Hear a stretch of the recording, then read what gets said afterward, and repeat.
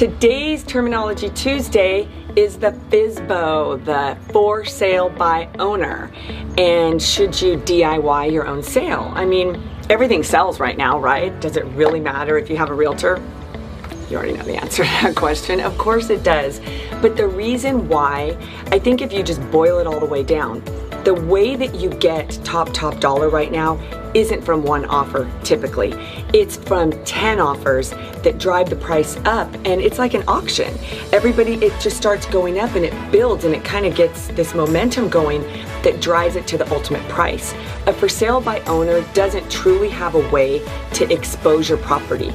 We expose it, here at our office in a multitude of ways, but the best way is in the multiple listing service, because you're gonna hit thousands of agents that have hundreds of buyers, so you're gonna hit way more buyers than anybody else ever could.